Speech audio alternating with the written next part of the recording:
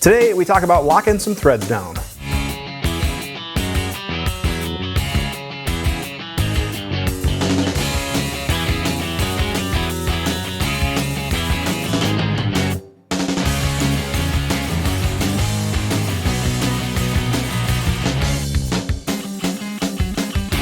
Hi, my name is Dave Tim. Thank you very much for checking out this video. Today we are talking about Threadlocker, the different types, how to use it, when you should use it, when you shouldn't use it, and removal. Now I did a video on my old channel about this topic, but I feel it is very important because I am still seeing holsters, scope mounts, accessories, firearm parts, whatever that come loose at competition events, range events, training events that shouldn't come loose. Threadlocker is something that, in my opinion, is incredibly underutilized, and there's still a lot of people that have, rightfully so, some concerns about using it because of fear of how they can remove it in the future. So this video, we're hoping to answer some of the questions that you may have about the different types of thread locking compound, how to properly apply it, and then also how to remove it. First, let's go over the types of Threadlocker. Now, a lot of people just refer to thread locking compound by brand name or color, but the reality is you need to do a little bit of research to make sure that you're using the proper type of thread locker for the application that you have. Now, just because a thread locking compound is a certain color doesn't mean it does something universal. Different brands,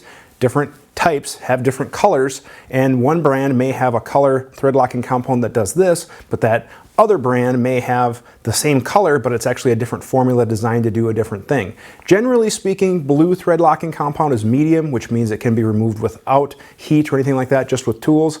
And red means high heat, so we need heat to remove that with tools. Again, do research on your preferred brand and to make sure that you're getting the right type. Now, the types that I have here are for a variety of different things. So first, we're going to start with the blue thread locking compounds, or the medium strength thread locking compounds. And these come in different types as well. They come in liquid, they come in gel, and there's pros and cons to each. But this Loctite brand 242 thread locking compound is kind of an industry standard. The 243 is another common type, and basically the difference between the two is one is oil resistant, whereas the other is not quite as oil resistant. But they're both blue and they're both medium strength, but again, they have a slightly different purpose. Now, the other medium strength thread locking compound that I like to use is this Permatex gel. And what I like about the gel is it doesn't run. So once I put it on the screw, it doesn't drip or run into places where it shouldn't. It sticks to the screw. So generally speaking, my preferred medium strength thread locking compound is this Permatex gel. It comes in a big tube, it lasts a long time, and it works really well. I learned about this from some RC guys that use it on very expensive RC helicopters and other projects that, they have thousands and thousands of dollars, and they're sending that up in the air and they're securing their hardware with this. So that's where I learned about that.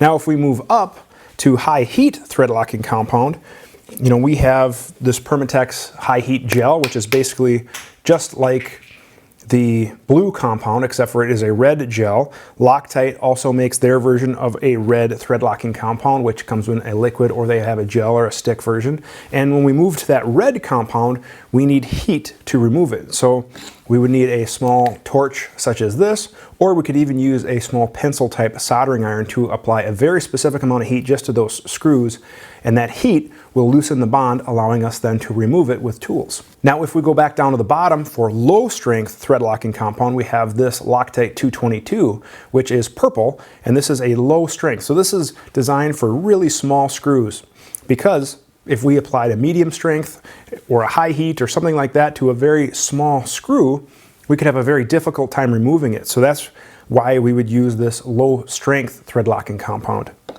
Now, there is other types. There are green, which is a wicking type, which will basically wick into existing threads. There is also green sleeve retaining compound, which is basically designed to bond to cylindrical surfaces. So in the automotive industry, it's used to press a bearing into a sleeve. I know in the AR market, some companies will actually use that on a gas block to bond the gas block to the barrel in lieu of pinning. So it can be removed with heat or shock. One company also uses it on their barrel nuts to really bond the barrel nut to the free float rail handguard system to create a secure bond between the two. So there are different adhesives on the market as well that aren't just thread locking compound. Last, if we move up to an industrial type adhesive, this is Rockset. Now this is a clear engineering adhesive, and this is really, really strong stuff. What this is used for is to secure muzzle devices to barrels where the muzzle device is a suppressor mounting device. So when we're mounting a suppressor to a muzzle device, we want to make sure that muzzle device is rock solid. It's not going to move from that barrel, and that's why we'd use this Rockset.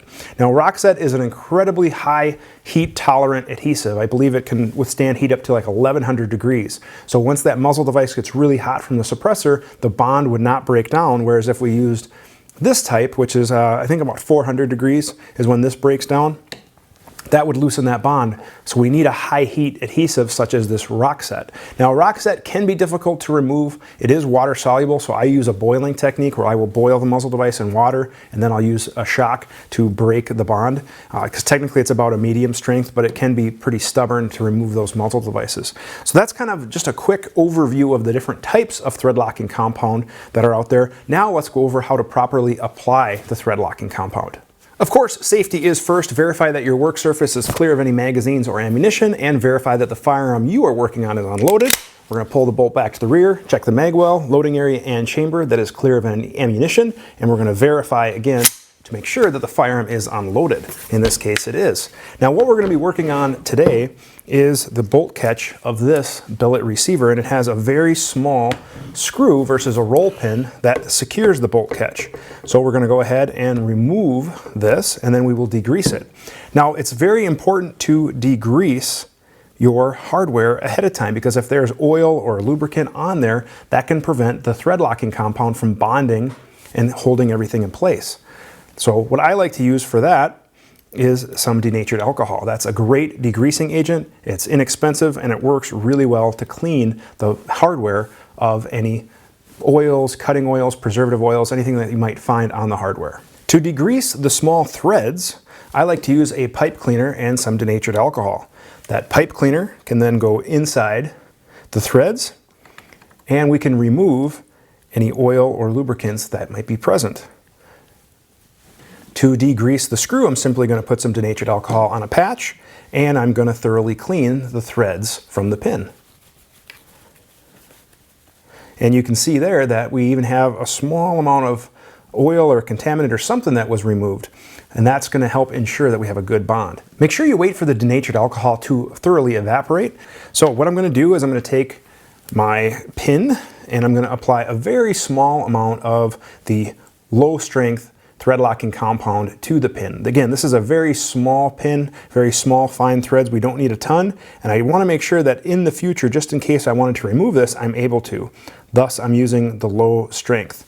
So just a little amount like that will be just fine, and that will spread around the threads as we tighten it. Now I can go ahead and put the catch in position, insert the pin, and start to tighten.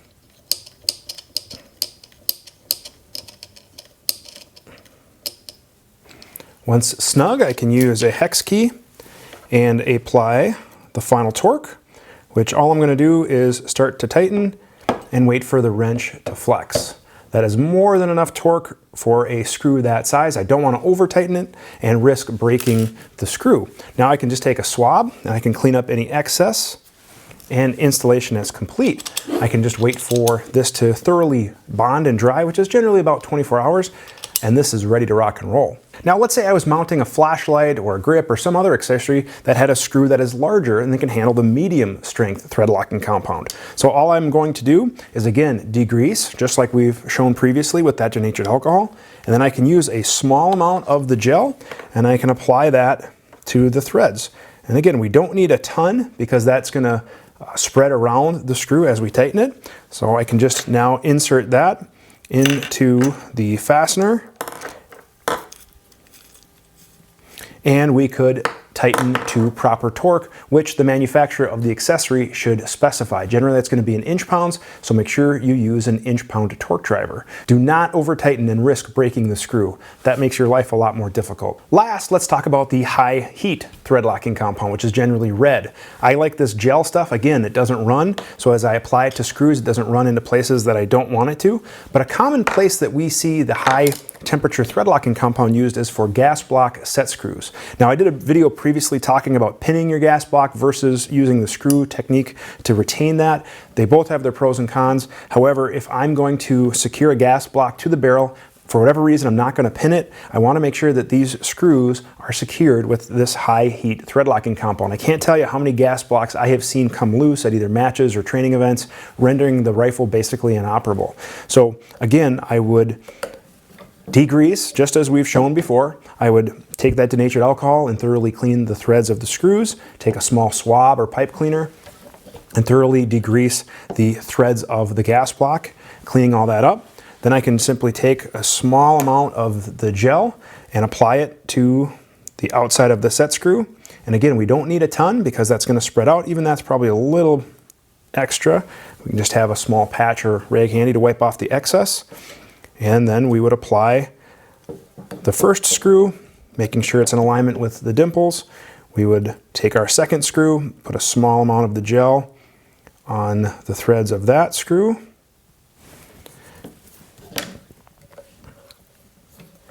And then tighten down to proper torque. Once it's tightened to proper torque, we could go ahead, clean off the excess, and now we have applied the high heat thread locking compound to the gas block. Now, the only one we didn't go over is rock set. I'll probably do a future video on muzzle devices just because we can talk about the differences of crush washers, peel washers, when we would use rock set, things like that. So look for that in the future. But I hope this helped answer some of the questions that you may have about the different types of thread locking compound on the market. And now it doesn't have to be just firearms parts. You can also use this for holsters. I know a lot of guys have the quick plate holsters.